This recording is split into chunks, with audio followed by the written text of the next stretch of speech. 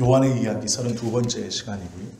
저희가 요한복음을 계속 이렇게 보고 있죠. 오늘 말씀을 가만히 보시면 이 짧은 대화 속에서 종교 지도자들이 갖고 있는, 특별히 사내들인 공의회의 핵심 멤버들이 가지고 있는 하나님에 대한 생각, 그리고 예수님에 대한 잘못된 선입견, 그것이 어떻게 이루어졌고 또 그들이 어떤 생각 속에 이렇게 하고 있는지를 보게 되죠. 그리고 이 본문을 통해서 우리가 하나님에 대해 가지고 있는 것, 우리가 내 믿음이라고 생각하는 것 중에 잘못 정립되어져 있는 것이 무엇인가를 좀 생각해 볼 수 있어야 합니다. 45절은 이렇게 시작하죠. 아랫사람들이 대제사장들과 바리새인들에게로 돌아오니, 이렇게 말합니다. 이 말을 가만히 보면 예수 그리스도를 잡기 위해서 대제사장들과 바리새인들, 특별히 사내들인 공의회의 지도자들이 자신들이 직접 나온 것이 아니고 자신들의 제자들, 여기서 아랫사람들은 우리가 생각하는 종, 이런 사람들이 아닙니다. 여기에서 이 사내들인 공의회 지도자들이 보낸 사람들은 사내들인 공의회의 예비 회원들, 이 무엇이냐면 이 사람들의 직계 제자들입니다. 그래서 일반 이스라엘 백성들이 보기에도 굉장한 힘을 갖고 있거나 존경을 받는 종교 지도자들, 핵심 멤버들과 함께 있는 사람들입니다. 그래서 이 사람들이 결코 하찮은 사람들이 아니에요.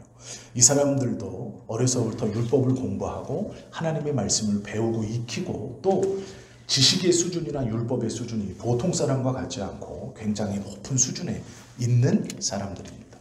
그 사람들에게 명령을 내렸어요. 뭐라고 명령을 내렸냐면 예수를 잡아와라. 성전에서 자꾸 다른 말을 하고 하나님을 모욕하는 저 예수를 잡아와라. 이렇게 말했는데 이 아랫사람들이 그 명령을 듣고 예수님을 잡으려고 갔다가 잡지 못하고 돌아왔습니다. 우리가 지난 시간까지 예수님을 잡지 못했던 것은 군중들이 예수님을 많이 믿고 군중들의 힘이 셈으로 소요가 날까 두려워서가 아니라 예수님이 말씀하신 것처럼 하나님의 때가 아직 이루지 아니하여서다라고 우리가 함께 배웠죠. 하나님의 때가 아직 임하지 아니했기 때문에 잡아가지 못했습니다. 그래서 모든 삶의 주권이 하나님께 있음을 우리가 지난 시간 보았고, 이들이 빈손으로 이 대제사장들과 바리새인들, 즉 종교 지도자들, 사내들인 공의회의 핵심 멤버들에게로 돌아와서 얘기하는 겁니다. 잡아오지 못했습니다. 라고 하자 그들 중에 우두머리가 이렇게 말하죠. 어찌하여 잡아오지 아니했느냐? 라고 야단을 칩니다. 그런데 이 사람들이 45절에 보면 이렇게 대답하죠. 그 사람이 말하는 것처럼 말한 사람은 이때까지 없었나이다. 이들이 예수님을 잡으려고 갔습니다. 그리고 예수와 사람들이 말하는, 예수님이 말하는 하나님의 나라에 대해서 또 예수님이 말씀하시는 것들에 대해서 들어보았죠. 그런데 그 전까지 들어보지 못했던 형식과 방법이었습니다. 그 전까지는 어떻게 대제사장들이나 바리새인들이 하나님의 말씀이나 하나님의 나라에 대해서 어떻게 가르쳤느냐. 성경 한 말씀을 읽고 그 말씀에 대해서 우리의 어떤 지도자, 무슨 랍비는 말하기를 이렇게 얘기했어요. 그리고 모세가 말하기를, 선지자 누구가 말하기를 이렇게 얘기했습니다. 이것을 두 가지로 보면 첫 번째는 자신들보다 앞에 있었던 유명한 랍비들의 이름으로 읽었던 성경을 해석해 주는 것이죠. 그리고 또 하나는 성경에 기록된 모세의 이야기나 그 전에 있었던 선지자들의 이야기를 인용해서 성경의 말씀을 전달해 주었습니다. 이것이 그들이 가지고 있는 옳다 생각하는 성경의 해석 방법이었죠. 어떻게 보면 지금 목회자들의 설교와도 똑같습니다. 이들이 듣기에 그 설교는, 그 강론과 가르침은 이상한 것이 아닙니다. 성경의 말씀을 읽고 그 말씀을 먼저 해석해 줬던 위대한 랍비 누구의 이름, 성경에 기록된 모세의 가르침, 성경에 기록된 선지자 이사야의 가르침, 이해가 되시죠? 이것이 지금 목회자들의 설교와 거의 유사합니다. 방식이 똑같죠. 그런데 이들이 듣기에 예수님은 달랐습니다. 왜 달랐냐? 예수님은 그 전 유명한 랍비의 권위나 성경에 기록된 누구의 권위로 누구의 말로 인용해서 말씀하지 않았습니다. 예수님은 성경의 말씀과 하나님의 뜻과 하나님의 나라를 전달하시면서 다른 이의 이름이 아닌 자기 자신의 권위를 가지고 얘기했습니다. 나의 권위, 즉 예수 그리스도의 권위를 가지고 얘기했죠. 그러기에 이들이 듣기에는 이 방법은 놀라운 것입니다. 왜 그러냐? 세상에 어떤 사람도, 어떤 지도자도, 어떤 랍비도, 어떤 바리새인도 율법을 가르치거나 해석할 때, 어떤 제사장들도 하나님의 뜻과 나라를 전할 때 자기 자신의 권위로 얘기한 적이 없습니다. 다 앞서 있었던 어떤 위대한 랍비, 어떤 누구, 이 사람들의 이름을 빌려서 하나님의 나라와 하나님의 말씀을 해석했죠. 그런데 예수님은 자신의 권위라고 얘기합니다. 나의 권위로 라고 얘기하고 내 권위의 근본이 아버지이다 얘기하죠. 나를 보내신 이가 아버지이기 때문에 나는 그 보내신 아버지가 나에게 주신 권위로 너희에게 하나님의 나라는 이렇다, 구원은 이렇다라고 가르친다. 나는 내가 원해서 말하는 것이 아니라 하나님이 나에게 가르쳐 준 대로, 내가 본 대로, 내가 경험한 대로 너희에게 가르쳐 준다라고 말하죠. 나로 말미암지 않고는 하나님의 나라에 들어갈 수 없다라는 것은 과거 믿음의 선진들을 통해서 율법을 배워 그 율법을 지켜 하나님의 나라에 들어간다는 유대인들에게 하나님의 말씀이 나로 전달되어지고 나에게 주신 그 권위로 나로 말미암지 않고는 하나님의 나라에 들어갈 수 없다는 것은 그들에게 전혀 새로운 방법이었고 새로운 말씀이었고 새로운 권위였고 새로운 해석이었습니다. 종교 지도자들의 아랫사람들, 이 사람들이 듣기에 예수님의 화법이나 예수가 전하는 하나님의 나라와 하나님의 뜻은 그들이 생각할 수 있는 랍비 누구의 해설이나 어떤 선지자의 어떠한 말보다 훨씬 더 크고 훨씬 더 권위 있는 말씀으로 다가왔습니다. 왜요? 예수님의 말씀에 논리적으로 비약될 것이 하나도 없었기 때문이죠. 예수님은 전혀 새로운 하나님의 나라에 대해 말씀하십니다. 아니, 하나님의 나라는 같은 것이지만 그 하나님의 나라를 전하는 것은 완전히 다릅니다. 자기를 고집하는 것이 아니라 자기를 보내신 이가 하나님이라고 얘기하고 있고 그 하나님이 자신의 아버지라고 얘기하고 있고 그 아버지가 모든 권한을 자기에게 주었고 자기는 하나님의 뜻대로만 그 권한을 사용하여 말씀을 전한다라고 가르쳤습니다. 율법을 조금 공부한 이 아랫사람들은 이것이 논리적으로 문제가 없다는 것을 이해합니다. 예수라는 존재, 인간 하나가 하나님의 말씀을 가르친다라고 하면 문제가 생깁니다. 그는 하나님의 말씀을 왜곡하는 것이죠.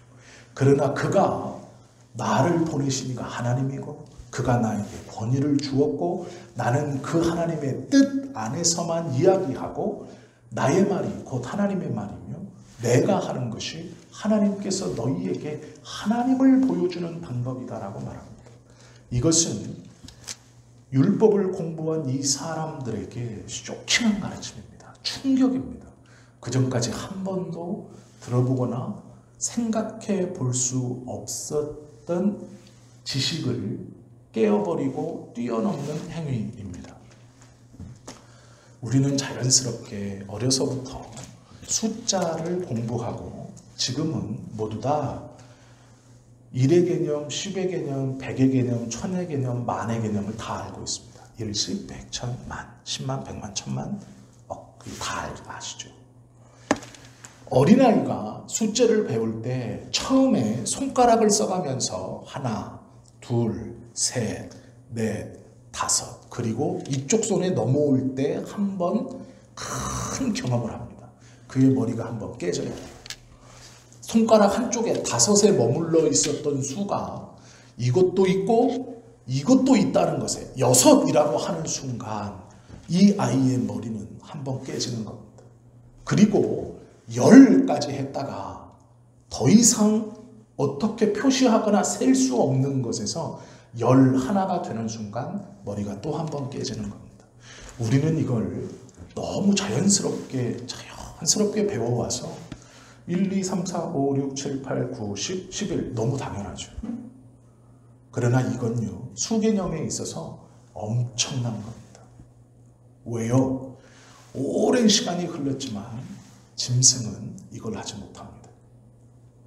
하나, 둘, 셋, 넷, 다섯. 이게 자연스러운 것이었다면 하나, 둘, 셋, 넷, 다섯.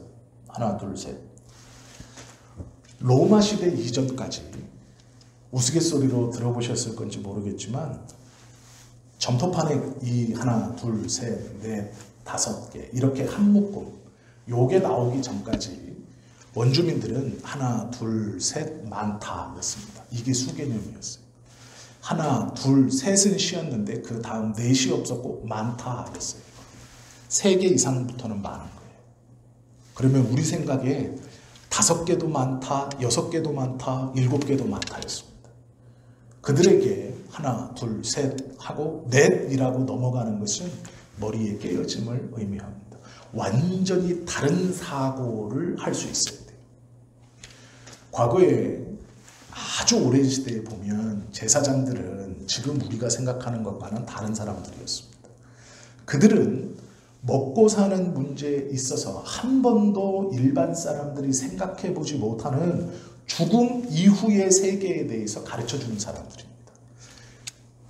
싸늘하게 죽어있는 이 시체가 끝이 아니고 이 시체 속에는 눈에 보이지 않는 어떠한 것이 있어서 이 어떠한 것이 어디로 간다.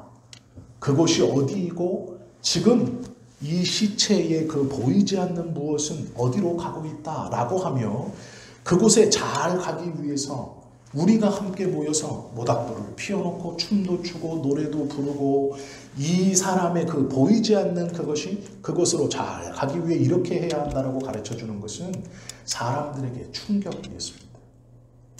이것은 머리가 비유하자면 깨어지는 일입니다.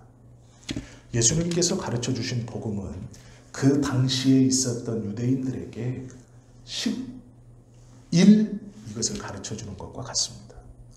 한 번도 생각해보지 못했던 형식의 가르침을 예수님이 하고 있는 겁니다. 그것이 무엇입니까? 권위가 나에게 있다라는 말입니다. 그 전에는 이렇게 가르치는 사람이 없었습니다. 1, 2, 3, 4, 5, 6을 몰랐던 사람들에게 예수님은 반대쪽 손 하나를 피면서 아니 혹은 하나를 접으면서 6인 거야 이렇게 가르쳐주는 것과 같아요. 어린아이들이 손가락을 가지고 수를 배울 때 5, 이 5를 기억하고 6이라는 것은 굉장히 큰 발전입니다. 뇌가 한번 점프하는 거예요. 우리는 쉽게 생각하지만 그렇지 않습니다. 우리가 수를 배울 때도 똑같았어요. 우리가 어렸을 때 5에서 6을 넘어가면 머리가 한번 뛰는 겁니다. 유대인들에게 있어서 율법을 공부했고 그것을 가르침을 받았던 유대인들에게 예수님의 가르침은 이것과 같은 거예요. 이해할 수 없었고 받아들일 수 없었고 낯선 것이었습니다. 그러나 이 말씀을 받은 자에게는 5에서 넘어가 6을 배운 아이처럼 10에서 넘어가 11을 배운 아이처럼 100을 넘어가 101을 배운 아이처럼 그 뒤에 엄청난 수가 뒤따라온다는 것을 눈치챈 사람들이 생기기 시작한 것이 복음을 받아들였다라는 것입니다. 이들은 율법을 알고 있었고 예수님의 가르침이 이렇게 가르치는 사람은 없었습니다. 하나님이 주신 권위, 그 권위를 가진 예수, 그리고 그 하나님의 뜻대로만 말한다고 가르치면서 천국의 복음을 전하는 이 예수의 가르침, 이렇게 하는 사람은 없었습니다. 이들이 예수님을 잡아오지 못하는 이유가 사람들이 많아서도 아니고 자신들이 생각할 때는 이 예수의 가르침에 자신들도 무엇인가를 어렴풋이 알게 된 것입니다. 5에서 6을 배운 것과 같은 것이죠. 5까지 최고라고 생각했던 것에서 숫자 6을 10이 최고라고 끝이라고 생각했던 것에서 11이라는 수를 배운 것과 같은 것입니다. 제사장들이 이것을 눈치 못 채지 않습니다. 이 아랫사람들이라고 부르는 이들이 예수의 가르침이 다른 사람과는 다릅니다. 그 전에 이렇게 가르친 사람이 없었습니다. 라고 말할 때 그들이 반박합니다. 아랫사람들에게 반박하는 것이죠. 그들이 보기에 이 아랫사람들은 예수께 미혹된 겁니다. 5에서 6을 배운 아이들과 같은 것이죠. 왜 이렇게 말하냐면 47절에 보시면 바리새인들이 대답하되 너희도 미혹되었느냐. 보냈던 아랫사람 모두가 예수께 미혹되었다. 이렇게 말하죠. 너희도 미혹, 눈속임을 당하여 속고 있다. 너희도 눈속임에 속았느냐라고 말하는 것이죠.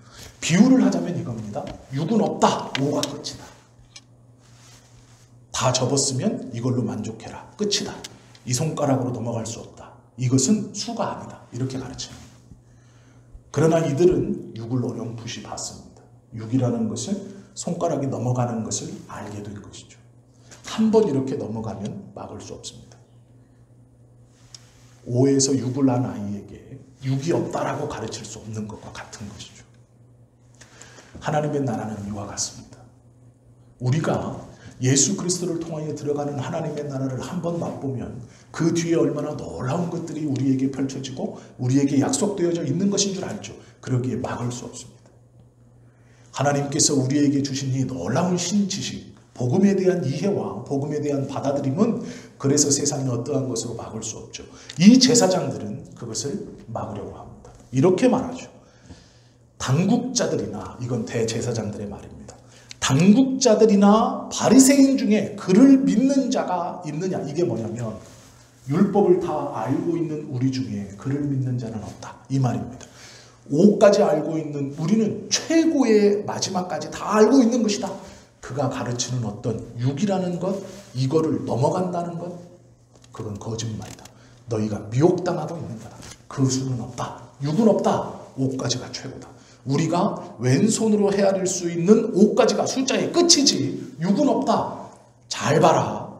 너희를 가르치는 당국자들, 지금 이 산헤드린 공의회의 의장들이면서 온 이스라엘을 다스리는 대표적인 종교 지도자들 모두를 보아라. 누구도 그 예수를 믿는 사람이 없다.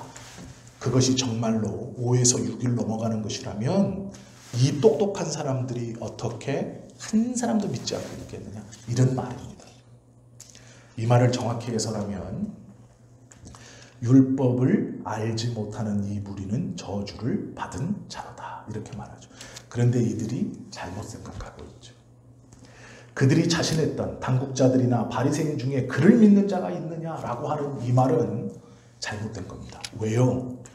요한복음 3장에 밤중에 몰래 예수님을 찾아왔던 유대인에 관한 한 사람을 우리는 알고 있죠. 니고데모입니다. 그 니고데모는 예수님을 요한복음 3장에서 찾아옵니다. 그리고 예수님과 대화를 하죠. 예수님의 대답을 듣고 하나님의 나라, 천국에 대한 말을 듣고 그가 근심하며 돌아갑니다. 그리고 12장에 보면 많은 제사장들과 종교 지도자들이 예수께 와서 예수님을 믿더라, 성경은 기록하고 있습니다. 지금 이곳에 7장에서 기록되어져 있는 이 종교 지도자의 말은 자신의 상황을 모르고 하는 얘기입니다. 이미 많은 종교 지도자들, 니고데모를 위시한 이 산헤드린 공의회 지도자들과 당국자들과 바리새인들 중에 예수의 말 5가 끝이 아니라 6이 있다라는 이 말에 대해 그것을 느끼고 받아들이는 사람들이 있었죠. 그러나 이는 확신합니다. 우리 중에 누구가 그가 말하는 건 미혹이다, 거짓이다. 그걸 어떻게 증명하느냐? 우리 중 누구도 그를 믿지 않는다. 그리고 그는 율법을 모른다. 저주를 받을 것이다. 이렇게 말하죠. 자신들이 알고 있는 율법은 5입니다. 그것이 끝입니다. 이것보다 다른 것은 없죠. 6을 말하면 율법을 모르는 것이라고 말하죠. 그리고 똑똑한 우리 중에 누구도 그를 믿는 사람이 없다라고, 그래서 그가 거짓말을 하는 것이고 잘못된 것이다라고 말하고 있다라는 것이죠. 50절에 보시면 그 중에 한 사람 곧 전에 예수께 왔던 니고데모가 그들에게 말하되, 요한복음 3장에 예수님을 찾아왔던 그 니고데모입니다. 이 니고데모는 어렴풋이 육이라는 것을 알게 된 것이죠. 제가 지금 비유로 말하는 겁니다. 이걸 알아듣고 따라오셔야 돼요. 어렴풋이 율법과 복음에 대한 차이를 느낀 것이죠.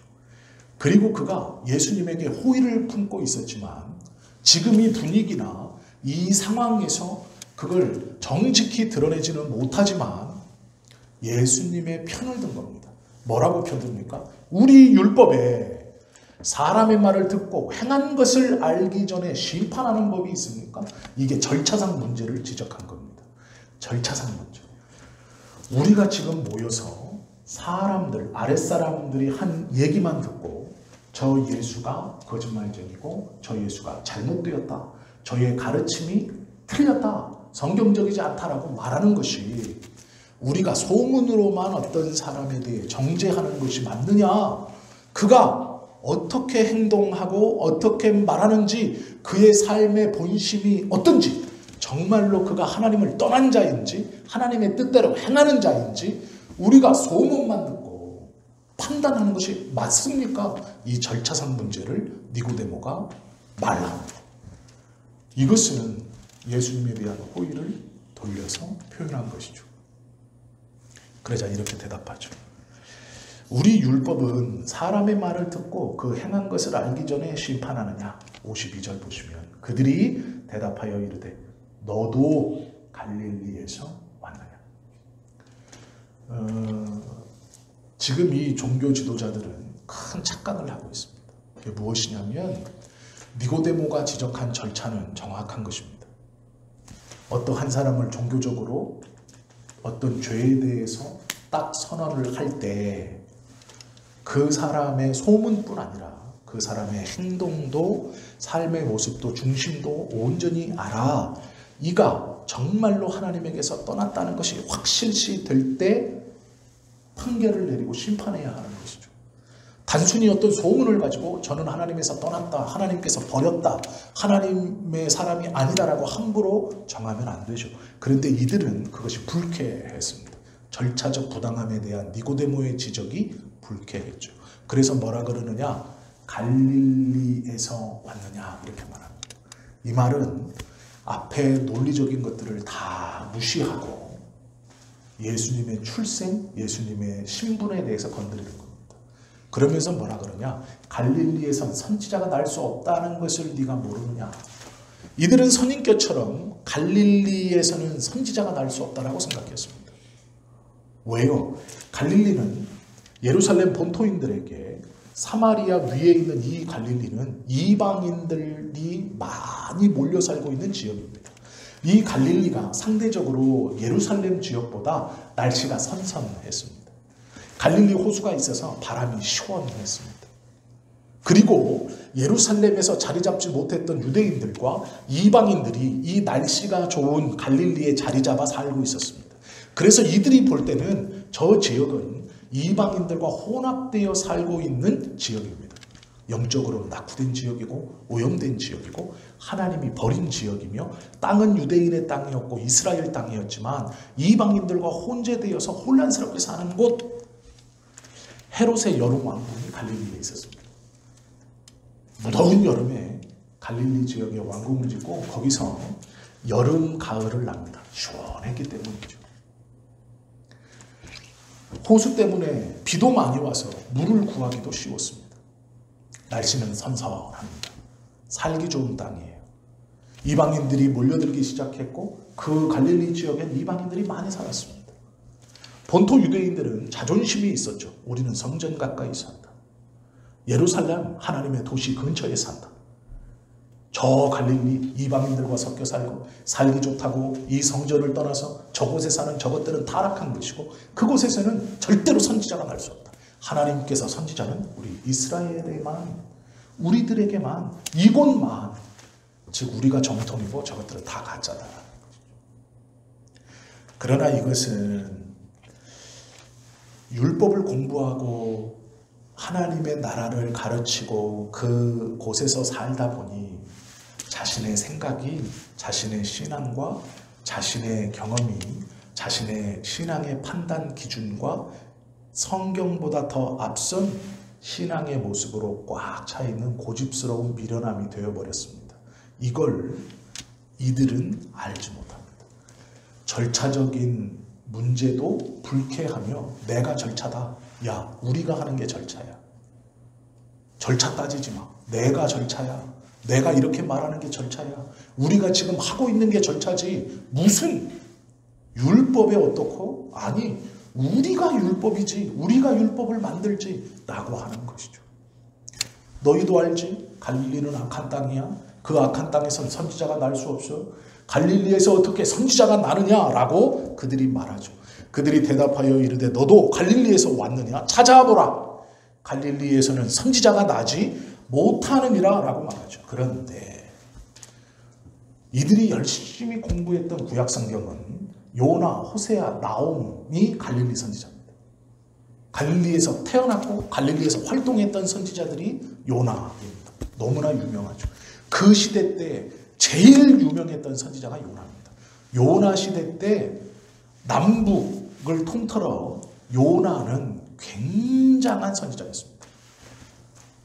이방 나라의 요나가 등장하자 이방 왕이 긴장합니다. 요나가 사흘길을 왔다 갔다 하며 말해야 되는 그 큰 도성에 반나절을 돌아다니면서 멸망한다, 회개하라 하고 나가버립니다.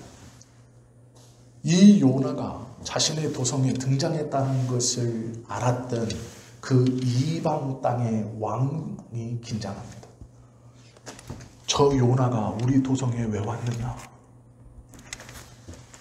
저 요나가 우리가 망한다고 합니다. 우리가 다 죽는다고 합니다. 하나님께 버림받았다고 합니다. 그러자 이 왕이 뭐라 그래요? 짐승 새끼부터 사람까지 다 금식해라. 다 베옷 입어라. 우리가 죽음을 면해야 한다. 요나가 이런 선지자예요. 유대인들에게뿐 아니라 유대인과 원수 같은 이 이방 나라에서도 그 요나가 성 안에 들어오자 그 요나의 일거수일투족을 집중하고 그의 말에 온 성이 소동하고 왕부터 백성에 이르기까지 이 원수 같은 이방 나라가 초긴장하고 베옷을 입고 금식하며 하나님 앞에 돌아서기를 원합니다. 요나는 그 당대에 가장 유명했던 선지자예요. 요나는 하나님과 대화하면서요 긴장하지 않아요. 자기가 어떠한 위치에 있는지를 요나는 알고 있습니다. 요나뿐이 아니죠. 호세아도 이 갈릴리 선지자입니다. 나훔도 갈릴리 선지자예요. 그런데 이 제사장이 뭐라고 확신합니까? 찾아보라. 갈릴리에서 선지자가 나느냐? 라고 말하죠. 성경에 분명히 명시되어져 있는 이 이야기들을 자기가 생각하는, 자기가 경험했던 이방인과 섞여 사는 갈릴리, 하나님께 버림받은 땅 갈릴리, 저 이방인들이 사는 저 땅에선 선지자가 날 수 없다. 성경에 있음에도 불구하고 그것을 부정하고 보아라, 찾아봐라, 갈릴리에서 선지자가 어떻게 나냐? 라고 선언하죠. 니고데모에게 너도 갈릴리에서 왔느냐? 이렇게 말해요.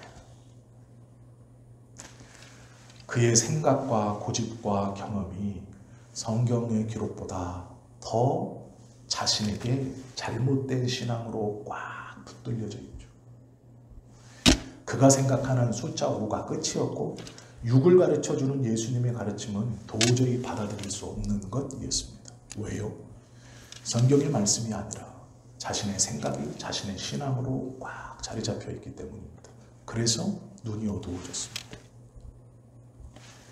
온전한 진리이신 예수가 오셔서 그 온전한 진리인 더 큰 것을 가르쳐주는 손가락 5개에 매여 있었던 아이에게 반대쪽 손을 펴며 6을 가르쳐주는 이 놀라운 것에 눈을 닫고 귀를 막고 나는 내가 배운 5까지 모든 삶을 살 수 있다고 생각하고 이 5만을 통하여 구원까지 받을 수 있다고 생각하고 이 5를 통해 모든 것을 할 수 있다고 꽉 붙들고 믿으면서 성경에 기록되어져 있는 하나님의 말씀보다 더 지금 내가 눈으로 보고 귀로 듣는 것에 대해서 바르게 판단하거나 이것이 무엇인가를 생각하지 않고 내가 이미 경험했고 가지고 있었던 것으로 이것들도 왜곡하고 눈을 닫아버리는 어리석은 일을 범하고 있는 것이죠.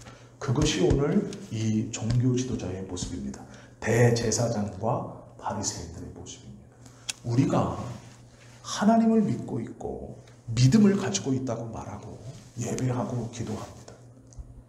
그런데 우리도 어느 순간 내가 생각했던 생각들, 경험들, 내 어떠함이 신앙이 되어서 성경에서 말씀하시는 하나님의 뜻과 하나님의 나라와 하나님의 어떠한 것을 내가 믿는 게 아니라 그 말씀이 있음에도 불구하고 내 생각, 내 경험, 내가 가지고 있었던 것으로 눈을 막고 귀를 막고 그 말씀조차도 내 생각으로 재단해서 이것이 말씀이고 이것이 복음이고 이것이 하나님이다라고 생각하는 경우가 많다라는 것이죠. 온전한 믿음은 예수 그리스도께서 가르쳐 주신 하나님의 나라, 성경을 통해 우리에게 말씀해 주신 하나님의 뜻, 그것을 온전히 믿고 순종하고 따라갈 때 생기는 것이지 그동안 했던 내 경험이나 내가 이해하고 알고 있는 숫자 5가지의 한계로 하나님을 파악하거나 하나님께서 내 삶에 베풀어 주실 은혜와 능력들을 제한하거나 그것이 아니라고 말하는 것이 잘못되었다라는 것입니다. 혹여 우리가 하나님의 말씀을 신뢰하지 못한다면 종교 지도자들처럼 신앙의 연수는 오래되었고 놀라운 경험과 이적들을 많이 경험했고 하나님의 은혜 아니면 지금까지 올 수 없었습니다라고 고백하면서도 그 생각이 어느새 나의 신앙이 되어서 하나님이 새롭게 가르쳐 주시는 그 육에 대한 것을 거부하고 내 것에 갇혀서 이것이 신앙이고 이것이 믿음이고 이것만이 옳은 것이다라고 고집하는 것은 아닌가. 심지어 그 고집으로 성경의 말씀을 무시하고 눈을 닫고 이 제사장들처럼 찾아보라라고 말하는, 분명히 명시되어 있어 자기들도 알고 있고 성경을 찾아보면 분명히 드러날 것을 눈을 감고 귀를 막고 하나님의 뜻과 하나님의 말씀을 다 무시하고 내 뜻대로 이것입니다 라고 말하고 있진 않은가 생각해보고 돌아봐야 합니다. 우리가 앞에서 보았던 것처럼 주님을 만난다, 하나님을 알 수 있다, 주님을 본다 라는 것은 모든 믿는 자들의 소원이고 바람이죠. 마태복음 5장에 보면 마음이 청결한 자가 하나님을 본다라고 말씀합니다. 그것만이 아니죠. 요한복음 5장에 봐도 마음이 청결한 것은 하나님을 사랑하는 것이다라고 말씀합니다. 그러면 마음이 청결하다라는 건 이런 껍데기가 없어야 하는 것이죠. 내가 만들어 놓은 어떠한 케이스, 믿음은 이것이다라고 하나님의 뜻은 이것이다라고 내 눈을 가리고 있는 그것, 우리는 그것이 나를 붙들었고 나를 여태까지 지켜줬고 내 믿음을 붙들고 있었다고 생각하지만 하나님을 그 안에 가두었던 것일지도 모릅니다. 마음이 청결하다라는 것은 그 말씀 앞에 온전히 바르게 반응하는 삶이죠. 그리고 이 마음이 청결한 자가 하나님을 사랑할 수 있고 하나님을 사랑하는 사람이 하나님을 볼 수 있습니다. 하나님을 본다는 것은 하나님을 사랑한다는 것이고 하나님을 사랑한다는 것은 마음이 청결하다는 것인데, 마음이 청결하다는 것은 내 어떠함이 나의 신앙이 아니라 오로지 그 깨끗한 마음 속에 하나님의 말씀이 온전히 담기고 그 하나님의 말씀이 온전히 있을 때 청결하다라고 말하는 것이죠. 말씀을 걸을 수 있는 필터가 없어야 됩니다. 하나님의 말씀을 그대로 받을 수 있어야죠. 제사장들과 종교 지도자들은 자신들만의 필터가 있었습니다. 그것이 너무 강력했죠. 그러기에 예수 그리스도가 누구인지 무슨 말을 하는지 너희도 미혹당했구나. 그는 거짓말하는 자다. 저주를 받을 것이다. 자신들의 기준과 생각으로 예수 그리스도를 판단합니다. 우리도 어리석게 그러고 있지는 않은가? 라는 것을 생각해 볼 수 있어야 합니다. 이 저녁에 하나님 앞에 하나님 내가 내 선입견 없이 하나님의 뜻과 하나님의 말씀을 그대로 받아들이는 자 되게 주옵소서. 내 마음의 기준으로 하나님의 말씀 판단하거나 막힘이 없이 하나님의 은혜를 그대로 받아 하나님께서 원하시는 뜻, 하나님의 기뻐하시는 뜻이 무엇인가를 내 삶으로 진정으로 느끼고 누리며 살아가게 해 주옵소서. 말씀을 깨닫는 것은 세상적인 기준은 잠시 내려놓고 하나님께서 나를 인도하시고 말씀이 나를 붙든다는 것을, 그리고 하나님 내가 내 마음에 어떠한 기준 없이 하나님 말씀을 온전히 받아들이는 삶을 살아가게 해 주옵소서. 진짜 믿음이 무엇인지를 경험케 해 주옵소서 라고 기도하고 그 은혜를 받아 살아가시는 우리 모두가 되실 수 있기를 예수님의 이름으로 축원합니다. 기도 드리십니다.